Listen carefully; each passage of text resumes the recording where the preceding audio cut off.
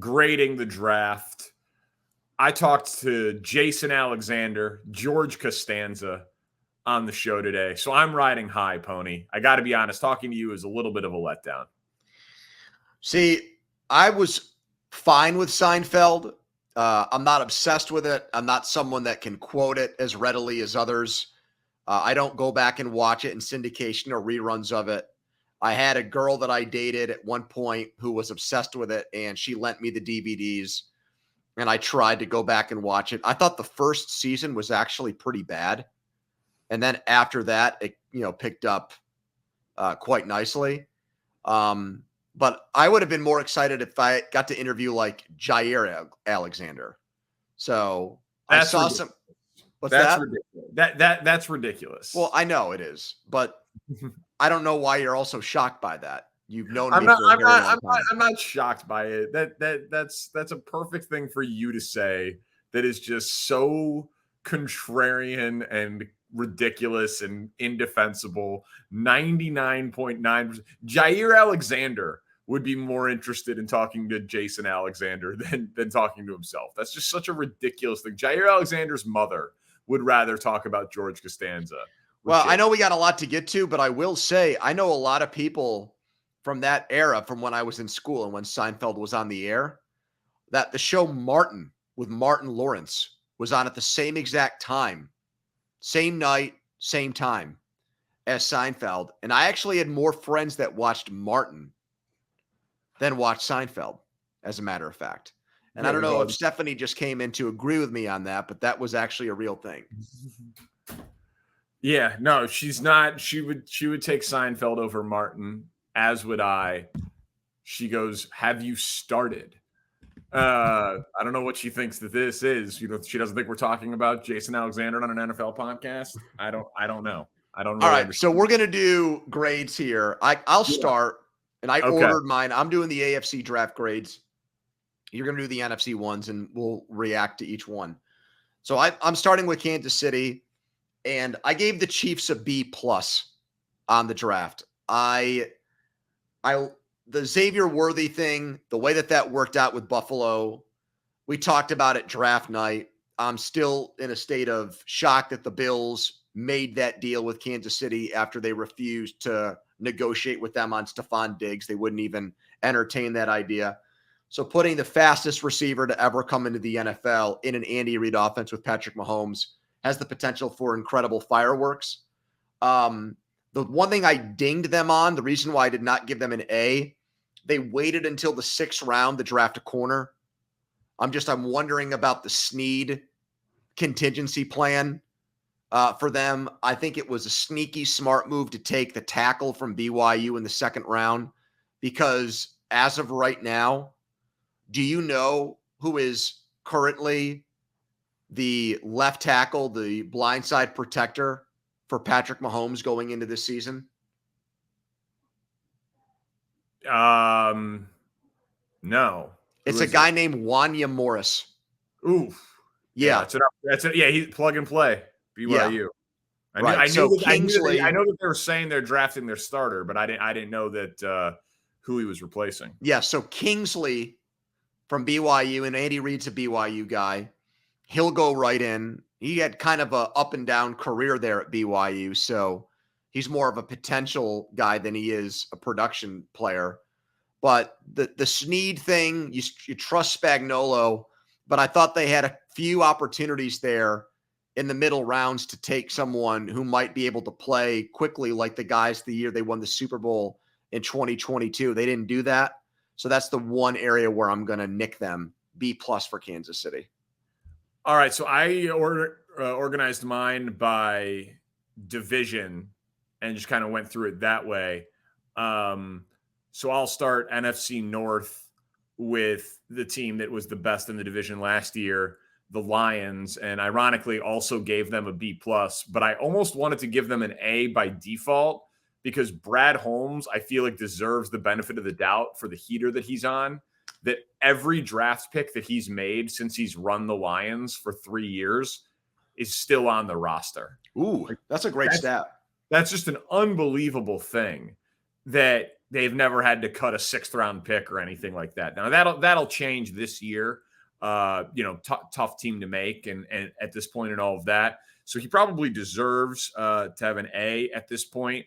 I also, we're an NFL podcast. We do what we can to scout these college guys, but I like best available player at a position of need. Like I like that at a position of need caveat to be thrown in, not just, best player available on my board. That's not a smart way to do it. Their secondary was really bad. And they traded for Carlton Davis, which was smart. And then they trade up and take the corner from Bama. And then they take the big physical dude, Rackestraw, in the 2nd round. So like in one offseason, they trade for a vet. They trade up in the 1st round, and then they draft another one in the 2nd round. They took the biggest weakness of the team, and it's young, but they threw premium resources at premium positions at the biggest weakness of the team. Like, that's how you should build a team when you're a contender. So I really, really liked it. Just not a ton of draft capital there, and moving up in the 1st round for a non-quarterback is always risky. So that's why I didn't give him an A. I gave him a B+. Ravens are next for me, and they have a reputation for always killing the draft and doing a phenomenal job and being one of the teams that this one guy is on the board. He should have been picked 50 picks prior. They snatch him up, and they get rave reviews every season. I gave them a B this year, and the thing I'm going to question here is, why did they not get in on the wide receiver run at the end of the 1st round? I think they're going to regret that. They always develop corners. They find corners. They're a corner-laden franchise. It's kind of like what the Steelers do with the receivers. They're famous for doing that with defensive backs. And they did that with TJ Tampa later in the draft when he went in the 4th round and he was projected as a 2nd-round pick, the big corner from Iowa State. You're right now, if you had to play a football game in Baltimore on Sunday, you would have Zay Flowers out there with Rashad Bateman and Nelson Aguilar. And I understand that Mark Andrews is coming back and is healthy.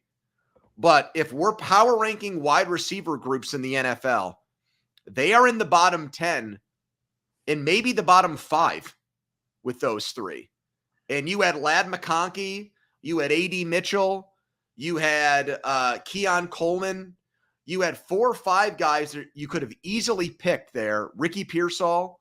There were so many guys that were there for you to take in that slot. They didn't. They went with Nate Wiggins, who's a great cover corner, but he's so small. I wonder if he's going to be able to tackle. Now they lost Geno Stone, who led the league in interceptions. So they're trying to make up for that loss. But I trust them to do that later in the draft, Danny. And I think that they've got a serious weakness at wide receiver that didn't get solved in this draft. So I'm giving them a B. It's interesting, though. I mean, Lamar has done more with less with the pass catchers for forever. Like Mark Andrews and Zay Flowers, he's probably like, good enough for me. And he's had so little there. I actually think offensive line might be the biggest weakness on the Ravens. So I'm with you that I was surprised at the position that they prioritized with their top draft asset. You made a pretty good case for a receiver. I think you also could have made a good case for an offensive lineman. I'll just get my team out of the way. I'll just get the A+ out of the way. Rome Odunze and Caleb Williams. That's it. What more is there to say? And a punter. Dude, this team is so good, they're able to take a punter in the 4th round and not even really get criticized for it. Oh, no, they had to pass up on a defensive lineman, so they traded a future 4th to get back into the 5th and take the kid from Kansas as an edge rusher who can learn under Montez Sweat. They'll sign a veteran. They'll sign Calais Campbell, or they'll sign Yannick Ngakoue or someone like that on a 1-year deal once camp gets going. So, D-line, if Montez Sweat got hurt, they'd have no pass rush. They had no pass rush last year, even with Montez Sweat. But you get a wide receiver that is compared to Larry Fitzgerald, and you get a quarterback who's immediately one of the 10 most talented guys in the NFL at his position. in one draft. I'm going to give you an A+ for the Chicago Bears. Well, it'll be interesting there because with the defensive coach, he should be able to make do with less. And the fact that he only has one legitimate pass rusher and the defensive line isn't the way he might want to make it up or build it.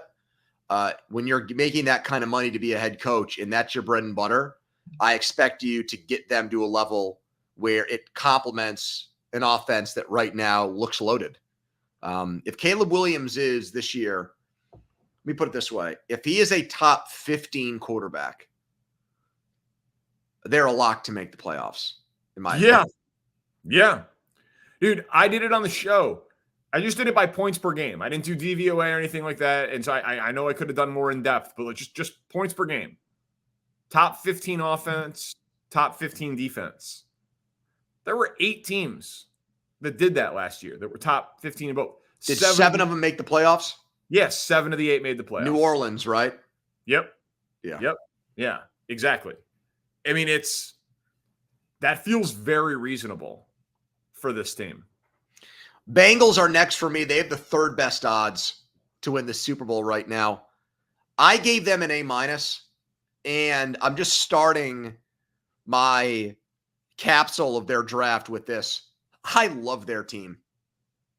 I think they've got, and not just Burrow and the receivers, I think they've got an excellent team going into this year. When Burrow's healthy, they win. They can take it slow with Mims in his 8 college starts because they signed Trent Brown from the Patriots so they can have one Brown at left tackle, the other Brown at right tackle. And when Mims is ready, he goes in and plays. They don't need to rush him. Jermaine Burton in the 3rd round, the Alabama receiver who went to like 8 high schools and then went to Georgia and ended up at Alabama. Saban, I thought that was one of the moments for him in the draft coverage where he was really going to be put to the test. Had some very complimentary things to say. I mean, there are draft analysts out there who believe that from a talent perspective, Burton is on the same level as the guys that went in the top 10. That if he can just get his head glued on straight here, he can, and he's got Burrow and Chase and Higgins around him. I mean, to me, that's the way you replace Tyler Boyd. And then they drafted 3 defensive linemen, which is key because they've got a good defensive line, but they're all aging. Hendrickson, his situation, Hubbard, the tackles, Hill. The only quibble I'd make with them is I thought that at some point they should have taken a shot on a running back. Mixon's gone. I don't really like Zach Moss, who they signed. I think he's replacement level. Chase Brown, your guy from Illinois. I liked him out of college. He really didn't get a shot in their offense last year. I just think they're the type of team that take a shot on like a 5th round running back and see if you find lightning in a bottle. But other than that, I thought they did an awesome job. It'll be interesting to see if any of those trade demands get met. I know they're saying they want to just go there and be a contender, but that's a lot of unhappy veterans who haven't gotten paid on long-term deals with Hendrickson and Higgins in Cincinnati. But I agree. I love the Mims pick because I said it on our draft show. You keep Burrow healthy, you win. So taking like the most athletic offensive lineman with the upside there, I thought made sense. I had to give the Vikings an A, and in some ways, this goes against my own rule of what happens with grading these mock drafts. You hate J.J. McCarthy. I don't get it. You should give it an F. No, I shouldn't. Because people said that J.J. McCarthy could have been the 2nd pick in the draft. Who said that? That he was in the debate for the 2nd best quarterback in the draft constantly. We heard that. We talked about it on many episodes about Jim Harbaugh saying he was the best quarterback. Well, I get that part, but other than Harbaugh, no one ultimately mocked him too, and none of these people who we credit as draft experts ranked him too. But they thought that he could have gone 2, 3, or 4. Correct? He was. Yeah, I'll give you 3 and 4. Sure, I'll agree with you on that. Okay, 3 and 4. They traded for the 23rd pick in the draft. They had the 11th pick and the 23rd pick in the draft. We thought, the mock draft experts thought, that in order to get J.J. McCarthy, who everyone said was a great fit with O'Connell in the offense, and obviously they've got Addison and Jefferson, and it's a very talented offense. It's a very good situation for a rookie quarterback to go to when you consider coach and wide receivers playing in a dome, fast track, all those things. It's a good situation. People thought they'd have to give up both first-round picks to go get him. Instead, they traded up as little as you can, one spot, to get J.J. McCarthy, and they lost Danielle Hunter, and they replaced him with Dallas Turner, who people thought could have gone 8 to Atlanta. So grading these picks relative to where guys were mocked, I do think is, generally speaking, a bad way to do this, because it just could mean that the mock drafters were wrong and the GMs were right. But when you get top quarterback prospect, not the literal top guy, but a guy who could have been a top 2 to 4 pick, you say 3 to 4, fine, and a guy who could have been the top defensive player in the draft, 2 premium positions to replace your 2 Pro Bowl caliber veterans in Cousins and Hunter, and you get them at 10 and 17, that's a good draft. The problem with your reasoning, though, is if McCarthy, so let me put it this way. If McCarthy turns out to be a below average NFL quarterback, if you were Ziggy Wilf and you were making that decision in Minnesota on your general manager, would you not come down as harshly on him because what they had to do to acquire McCarthy was not as expensive? Like, would that actually get factored into your process with grading a guy on his job performance? Well, I mean, obviously they have to be right at quarterback, but yes, acquisition cost matters. Okay. Acquisition cost matters for a GM. Sure it does. Do you disagree? I think it's just, I think it's just, I think you just parsed it out a little bit differently than I thought you would, because if you ultimately don't like the player and don't think he's going to do well, I'm surprised to hear you give them a. Hold on a second, though. We know that situation matters a ton. Like, I think that Drake May would be a better pro if he was a Viking than he's going to be as a Patriot.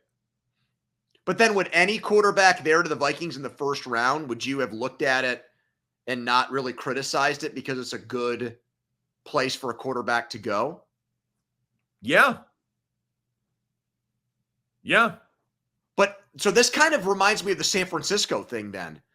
If the environment is so quarterback friendly, if the system is so conducive to good quarterback play, why would you move up at all?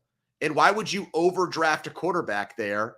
Well, they clearly don't think they overdrafted him though, dude. Well, of course that, but I'm not talking to Kevin O'Connell on this podcast. I'm talking to you. And for months you said you thought want me to get him? Want me to go get Kevin? You thought J.J. McCarthy was going to be a bust. So well, that's I thought that what I watched in college did not scream NFL starter. That's what I thought. But I do think that he is in a great situation, and I think that he is going to be better than Jaden Daniels and Drake May this year. I do think that. So, what would you give this team? I like McCarthy more than you do. Yeah. So I would actually give them more like a B or B plus, but I wouldn't have. If I don't like the player, I'm not going to give the team really any credit for what they did to draft him. My next team is the Bills. I gave them a D. They needed more than one wide receiver, and the way they went about acquiring their wide receiver, Coleman, and trading back and moving back, I didn't like it.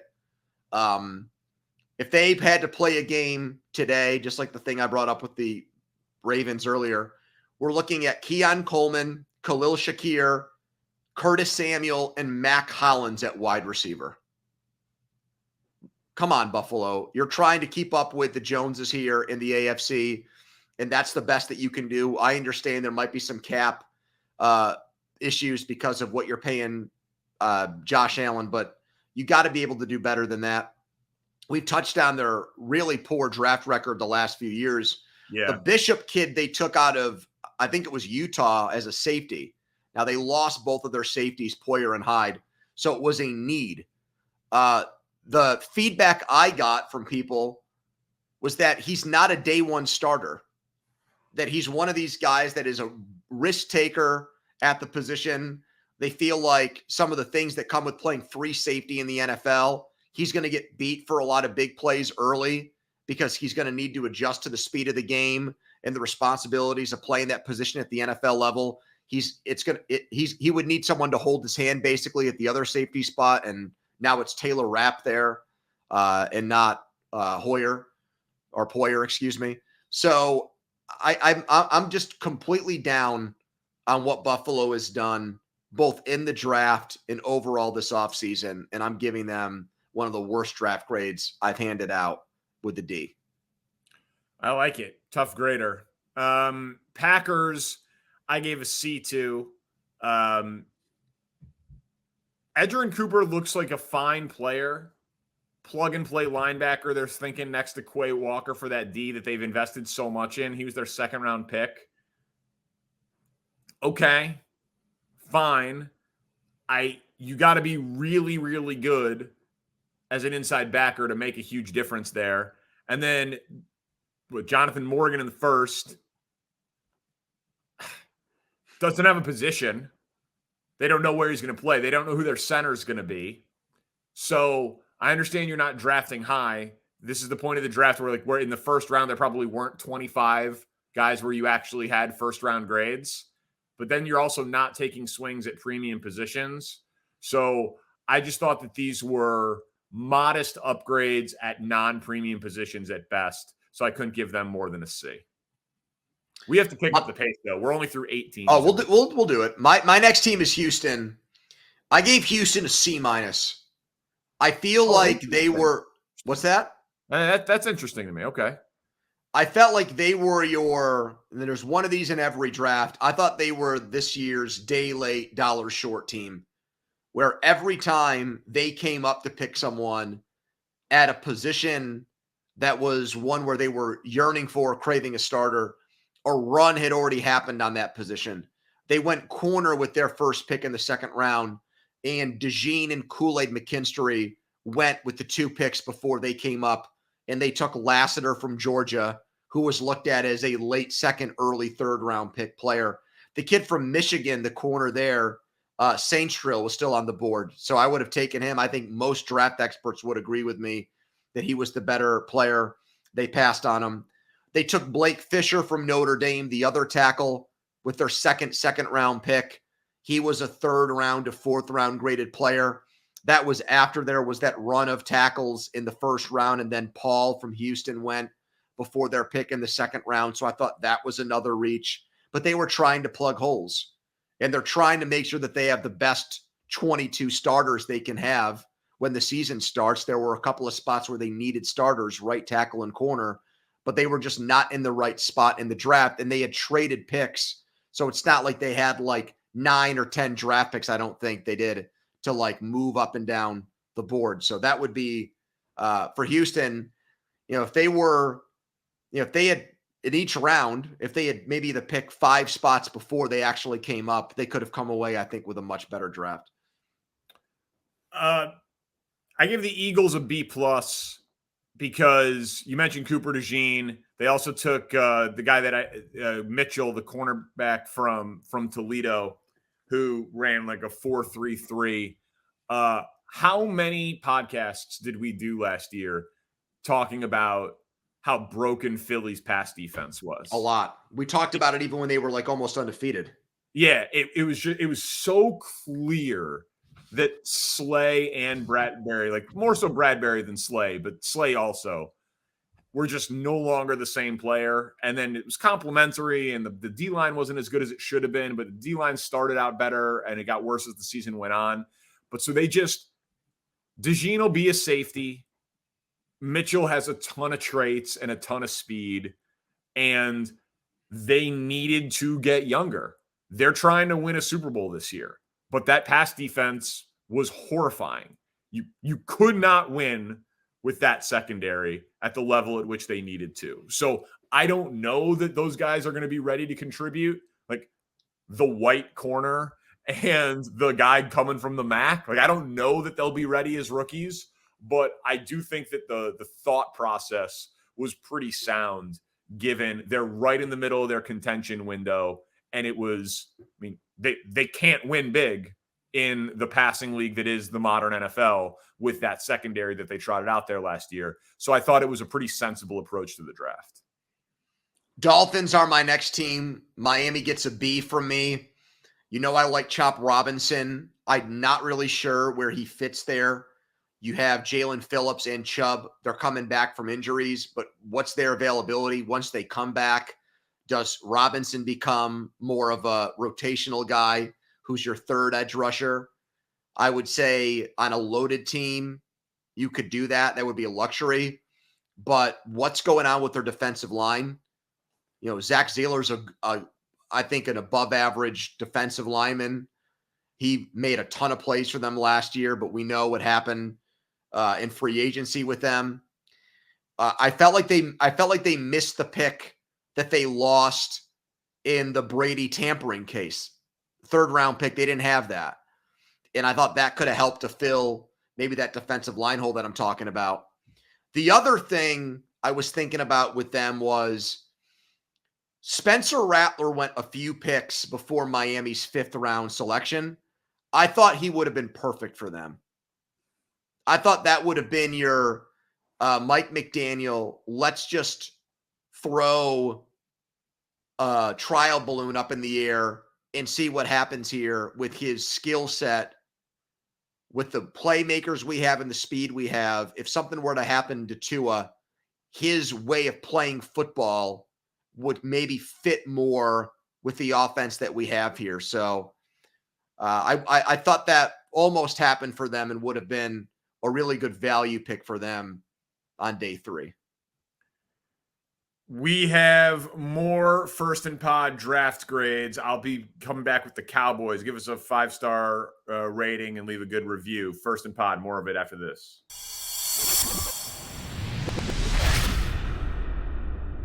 All right, welcome back into First and Pod. Danny Parkins and Andrew Fillipponi grading the draft. I gave the Cowboys a C because trading back and acquiring more assets is good. Getting Tyler Guyton, who had very little experience in college, but everybody says has a ton of upside, makes sense given the offensive line issues that they have. They used the 1st and a 3rd round pick on an offensive lineman. The 3rd round pick was the guard from K-State. It was sensible, and maybe it's just because of like what the Cowboys have been in the past, but they didn't take a swing on a skill position player. I mean, they had to bring back Zeke Elliott. They lost Tony Pollard. They need help other than CeeDee Lamb, who is so good. Like, give that guy some help. You're so dependent on him. Who knows how long this Dak Prescott experiment is going to go? It feels like they are paralyzed by how they've been delayed in giving their best players the big money contracts. And they didn't do anything in free agency, and they didn't really take any big aggressive swings in the draft. Such a weird quicksand approach to the offseason that I didn't really have any issue with any one individual pick. But when you come on and you talk after the draft and you're Mike McCarthy and you're Stephen Jones and you're like, yeah, there just kept being a run of running backs. And, you know, we had a group of guys and then we weren't able to make that pick. Man, be aggressive. Trade a future 4th round pick to move up 6 spots in the 3rd round and take someone. You know, like they just letting the board fall to you. Okay, Zeke Elliott's a starter for you now. Congratulations. Or Deuce Vaughn, who was a 6th round pick. It just doesn't seem like they are going to really give themselves much of a shot here. And I thought they were so passive in free agency that I expected them to be more aggressive in the draft. And then they were passive in the draft too. So just a very, very weird approach to this offseason. I used to think that Jerry Jones was the closest thing in football we had to George Steinbrenner, that he was the owner of the team, but he also had such a burning passion for his team and winning that he at times would run his team like a fan would. And he would make decisions that you would say, you know what, if you actually handed the keys over to a bunch of guys who sat in the upper deck of the stadium, they would try to make these kinds of moves. And we're seeing the antithesis of that this offseason with them. You lose in an embarrassing way at home in the playoffs. There's no urgency to anything they've done. The coach is back. It's starting to feel like they're setting him up to fail. He loses his star defensive coordinator. There's no big personnel moves. Dak is in a pivotal make or break year. They're not giving him help. They're asking him to do more with less or the same with less. If I didn't, if I really wanted to put my tinfoil hat on, it almost feels like it's done deliberately. Oh, like, I mean, I think that Dak, it has to end, man. He was so good last year, but are you going to give that guy 60 plus million a year in perpetuity? Or is he just destined to be a Raider? Like it's got to end. It's got to end at some point. And I think this is where this is heading. Let me just throw this out there for a quick second, okay? And I know we've got a lot of ground to cover here, but I just don't want this thought to pass through my head. Is it possible that we might see a situation where Belichick was the head coach and Saban is the defensive coordinator in Dallas next year? Like, Nick doesn't want to deal with the BS of college, but if the Cowboys made them an offer, like, you guys can go do this tag team style, and I'll give you, Jerry's going to give them more control than he's been willing to do since, like, Parcells left town. He seems to be the one owner who gets linked to Belichick after this year.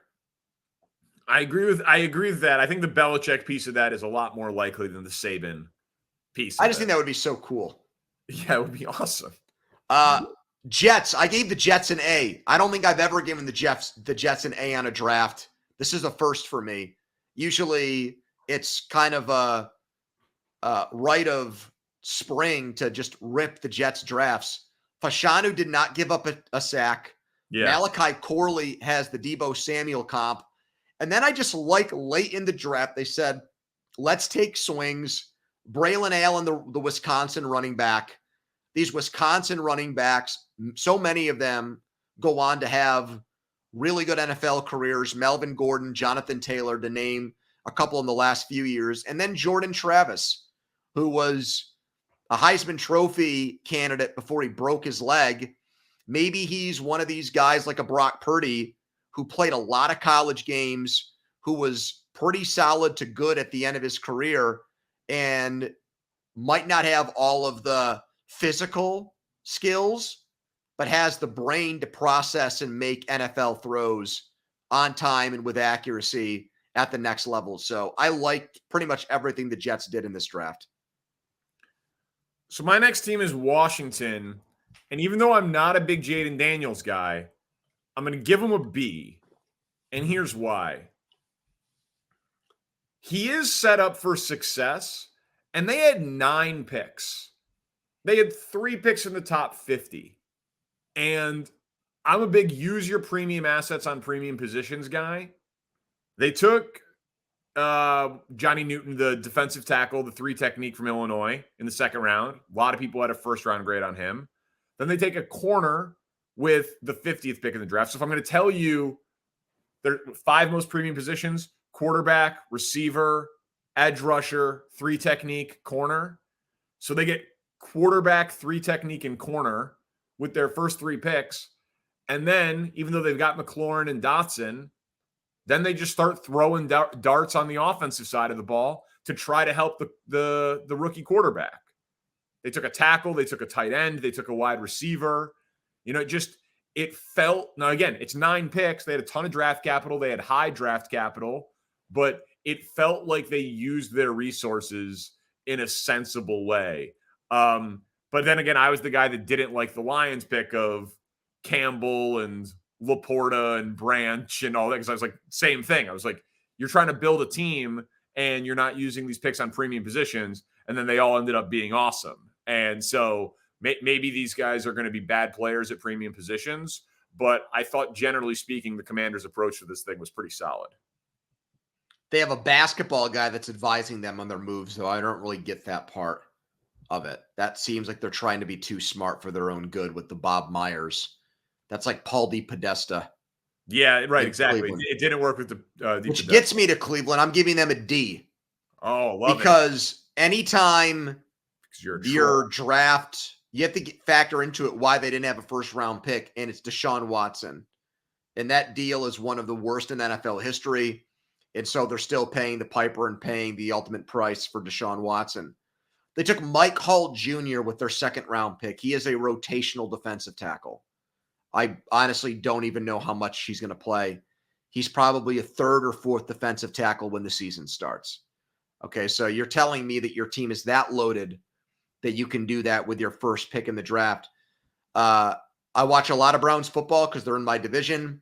I also know, looking at their depth chart, that they are set to play Devin Bush as their starting inside linebacker, one of the worst tacklers I've seen in my entire life, one of the worst draft picks in Steelers history. So they probably could have used Peyton Wilson, the inside linebacker the Steelers got in the second and the third round, because he is a stud, but he just doesn't have an ACL. I'm going to give the Cleveland Browns a D for this draft. All right, I am going to give the New York Giants an A- for their A-. Dude, I love Neighbors. I know you do. I think you're tempted to believe or say he's the best receiver in this draft, but you can't now because of Dunze's in Chicago.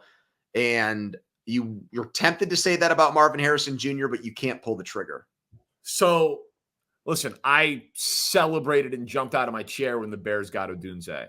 But I would have done the exact same thing for Neighbors and obviously for Harrison Jr. So, I'm a speed guy. And Neighbors has the most speed of these guys. He apparently has the most questionable character stuff, but that's also seems pretty flimsy to me. And I like that they didn't reach on a quarterback. I'm a big, you've got to, before you draft the quarterback, because there's so much pressure to play these guys, you've got to have good players around him for them to be successful. So Neighbors, whenever they draft their next quarterback, it's okay if the Giants are awful this year. That's okay. And hopefully there's a quarterback that they like next year and they take him in the first round. I don't think the Giants are going to be very good. They split their picks, offense, defense. They only had 6 picks or whatever. But I think that they got a Jamar Chase caliber wide receiver who's going to have 1,200 yards pretty much regardless of who his quarterback is.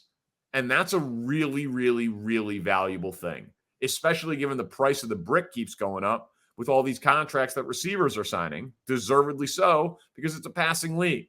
So it's also going to be one of the best bargains in the NFL for the next 4 years, which really makes it easy for you to draft your team. They didn't overdraft a quarterback. They didn't take 1 of 5 offensive linemen. They prioritized skill position with a premium asset. I'm giving them an A-. No, they'll just end up taking Carson Beck in next year's draft, and he'll be the guy that's throwing the ball to Neighbors. I have Jacksonville next. I gave him a B-.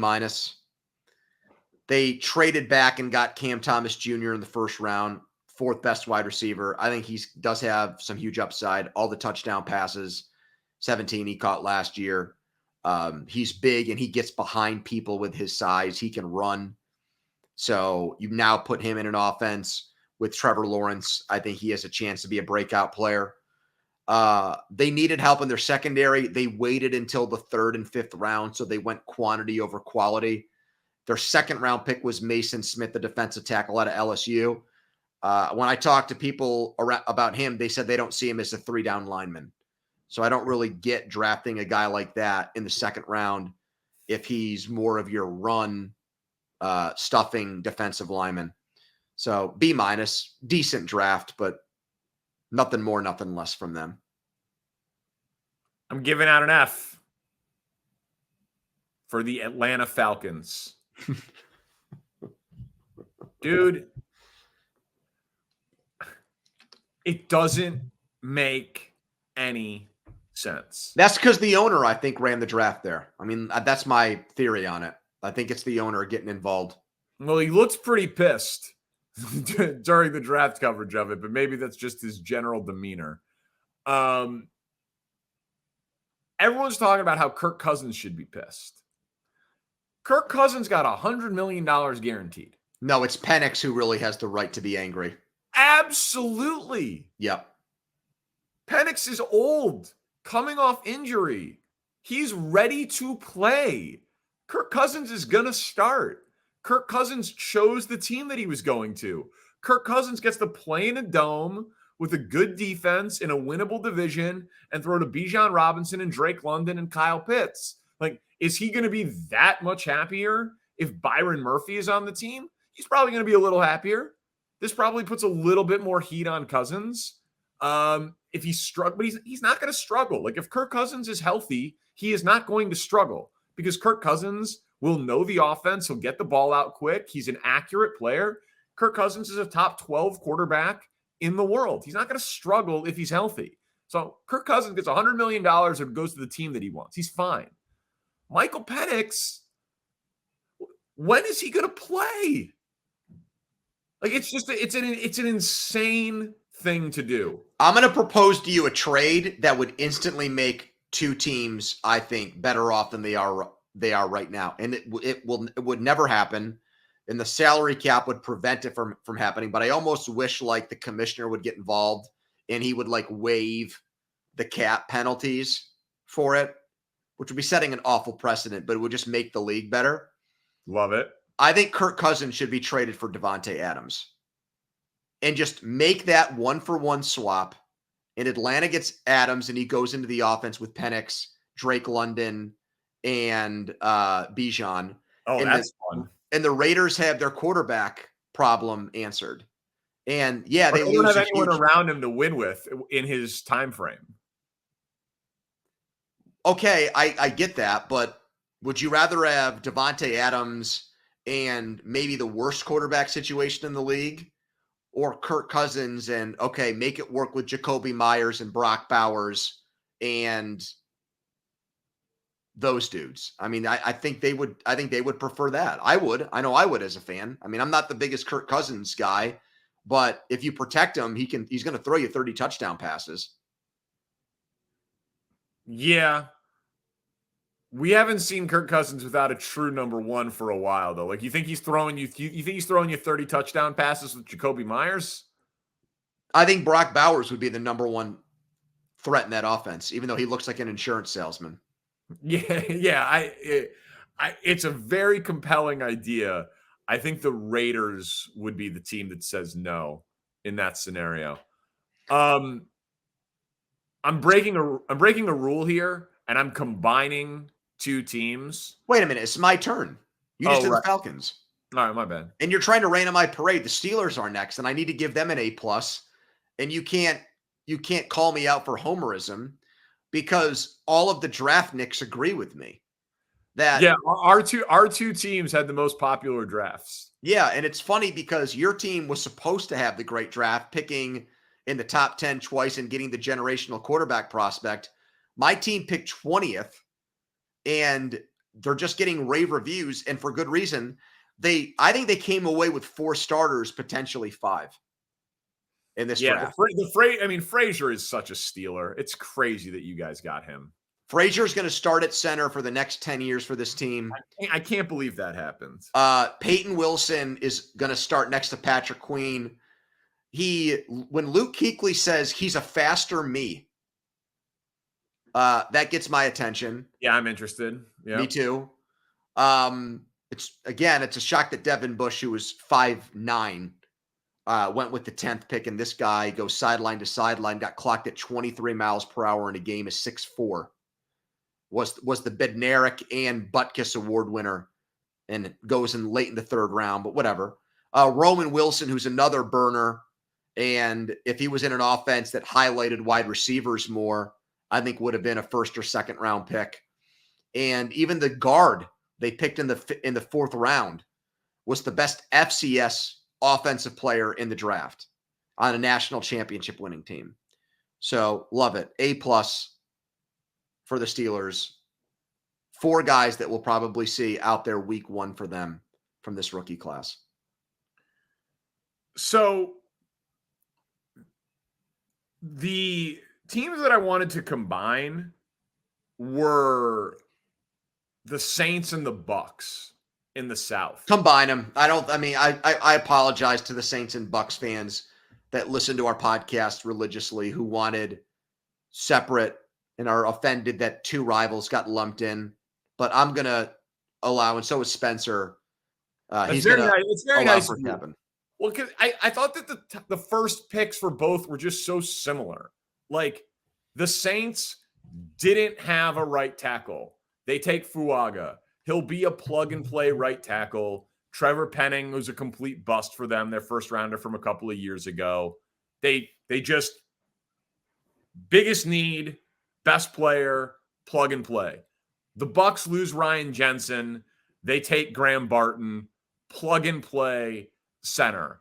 Like, there are other picks. There are other things that they did, but no team in this division seems to be ready to like take a step back.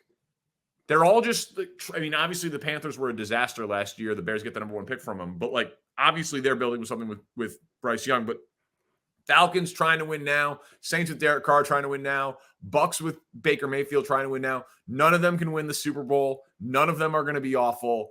And so they're just like, we are going to draft for our absolute biggest need to help out our quarterback. I thought both picks at the top of the draft were very sensible, and I thought they were also very similar. 7 picks for Tampa, no trades. First time ever for Jason Licht as the general manager, not making 1 trade in the draft. I thought that note was interesting. But I wanted to combine them, and I wanted to help us move this thing along.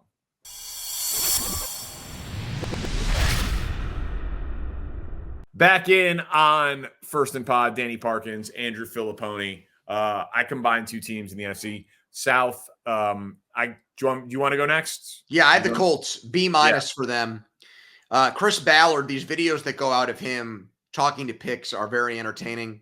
Yeah, he is entertaining. He loves to drop F-bombs at press conferences and mix it up. That's cool too, I guess. He celebrated the fact that 13 offensive players went in a row, a record, and they got Latu with the 14th pick, which is fine and dandy. I didn't really think it was a pressing need for the Colts. He said they got the best edge rusher in the draft, also debatable. I'm not the biggest Dallas Turner guy, but I thought the kid from Florida State, Verse, you could make the case easily that he was actually the best pass rusher in the draft. They need corners, and they waited into the 5th round for one. They're in a division with C.J. Stroud and Trevor Lawrence. They're going to start the season, it looks like, with Juju Brents and Dallas Flowers as their outside corners. You better get to the quarterback, because if you don't, you're getting burnt in your secondary, man. So that is a gaping hole. That is a huge, huge issue. You better be able to, with the way defenses are designed now, the ball out so fast, you got to cover, and you got to cover quick. And I just don't see that on the Colts roster currently. I like A.D. Mitchell in the 2nd round where they got him with the 52nd pick. I think we're going to look back on this draft as like one of the great wide receiver drafts of all time. And he's got the George Pickens gene upside where there's just oozing with talent, overflowing with talent. That was good value. I think that was worth the shot. But their corner situation is something that I don't know how they solve between now and the start of the season. You signed Stephon Gilmore back. He was there before, maybe. But even then, I don't think they have really even a legitimate number 2 corner on their roster. So I gave the Panthers a B. And as I was researching for this pod, That was higher than basically everybody else graded them. People hated this draft. And I know that Xavier Legette is a polarizing, like boomer bust type of player. Like, is he going to get enough separation to be good in the pros? Crazy athlete, physical, etc. But again, maybe it's because we're coming at this from like the pure NFL standpoint of it. They put poor little Bryce Young in such a terrible situation with trading away McCaffrey and trading away DJ Moore and not having a first round pick this year and not having a second round pick next year, that like at least they are trying to surround him with pieces with their limited assets. They trade back into the first round and take Legette. So if he hits, they get the 5th-year option on him. Again, incredibly valuable for a wide receiver who obviously has he's a very high ceiling. It's just a question of if he reaches it. Then everyone in the world loves Jonathan Brooks, the running back out of Texas. It's high to draft a running back, but again, offensive weapon to take pressure off of Bryce Young. And then they took the tight end out of Texas with the 101st pick in the draft in the 4th round. So 3 of the 4 picks, including an aggressive trade back into the 1st round at a premium position, are skill position dudes with upside when you gave him nothing. He had Adam Thielen and a bunch of nothing last year. This at least is for a team that had very limited resources, this was a valiant attempt to throw darts at what can salvage our disastrous 1st overall pick. So do I think that some of these are reaches? Yes, I do. But the whole point of the operation is to see if Bryce Young works. And if that's better than taking corners and edge rushers with where they were in the draft. They at least took a shot at upside at skill position. So I graded it out higher than other people did.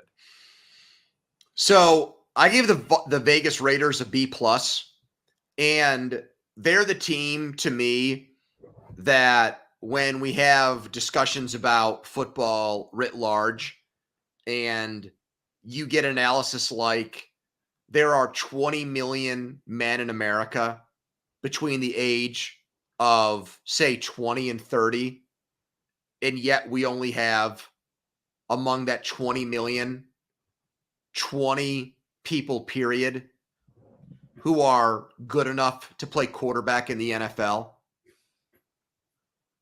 They are the team that is like the casualty of that right now. Mm-hmm. They had a good draft. I think they're building a good roster, and we like Gardner Minshew, but they have journeyman and late round draft pick at quarterback. And they just feel like a team that has a very good shot of wasting what I thought was a pretty solid draft. Bowers fell to them. Powers Johnson in the 2nd round. Eichenberg from Ohio State at linebacker in the late rounds. I think he'll eventually start for them. Richardson, a big corner, late in the draft too. Many of the draft experts looked at him as a future starter in the league. So, like I was saying about the Steelers, they might have found 4 or 5 starters in this draft, but it's hard for me to get too excited about it because they have an issue at the most important position, and free agency or the draft didn't fix any of that, So yeah. So what was your grade on them? B+. Okay. So I'm going to give you another A for the Arizona Cardinals because they had a ton of picks. Dude, 11 picks. Just the odds say they're going to hit on some of these. And obviously Marvin Harrison Jr., we both think is an absolute stud. That Darius Robinson kid from Missouri, I didn't love, but if they're going to move him inside, he's got a much better shot inside than as a pure edge rusher. And then I know you watched Florida State this year. Trey Benson's awesome. Their running back. he's going to be on my fantasy team this year. I can already tell you that right now. Like that guy is going to be a good running back in the NFL. Yeah, he's a dynasty league pick for sure. Like, so I just 11 picks in the draft. And you don't want to spend money on running backs, but a 3rd round pick on a running back, that's fine. The contract is nothing and you have him for 4 years. So I thought obviously Marvin Harrison Jr. anchors the class. The volume of it is interesting. It's 2 5ths, 1 6th, and 1 7th, but a lot of 2 firsts, a second, 4 3rd round picks, and a 4th round pick. Like this was a top heavy draft, and they had 1, 2, 3, 4, 5, 6. They had 7 picks in the top 90. So they're going to get a lot of starting players out of this draft. I have to give them an A. I know that time is of the essence here for our listeners, but I do want to just say about Arizona quickly here. I'm pulling it up on my phone. You make a very compelling case for them. Their win total is 6.5 right now for this season. Yeah, that's an over. I agree, dude. That's an over. That's an over. I really like it. That scares me. Yeah, I don't like when we agree. I mean, that's one of my favorite. That's one of my favorite bets out there. Yeah. I think they got a chance to be a sneaky good team this year, dude. Well, yeah. All right. I mean, listen, Kyler being healthy for a full season and all that youth injected. Yeah, I agree. That they could win 7 games. Let's make that let's make that a Titans. I gave them a D-. You draft Latham because Alt goes before your pick. You stay where you are. You don't trade back. You don't accrue extra picks. You just sit there. Then you draft the guy that's always been a right tackle, and you're going to play him at left. Your 2nd round pick, you take Sweat, the defensive lineman from Texas. He is a traditional nose tackle. He is like Jordan Davis, the kid from Georgia who went to the Eagles a couple of years ago, but is not looked at as nearly that type of prospect as far as athleticism goes. But the same questions remain about how many snaps he can play in the NFL per game. And that's your 2nd round pick as a team that, let's face it, maybe complete roster wise is one of the 8 or 9 worst in the entire league. So yeah, I was not impressed at all with what the Titans came away with in this draft. I give them one of my worst grades. So for the Rams, I'm going to give them a B+. I didn't love Verse as a prospect. 19 is better than where he was getting mocked, though. And pairing him up with Byron Young is at least like they're investing heavily in it. Because then they also took his teammate from Florida State, Braden Fisk, who had 6 sacks each of the last 2 years. You're obviously not replacing Aaron Donald with one guy, but the only way to do it is to throw premium assets at it. So they used the 19th and the 39th overall pick on defensive linemen. The safety that they took in the 3rd round, Kinchins from Miami, dude had 11 picks in college, and Louis Riddick said he could be a Pro Bowler, was his favorite safety in the draft.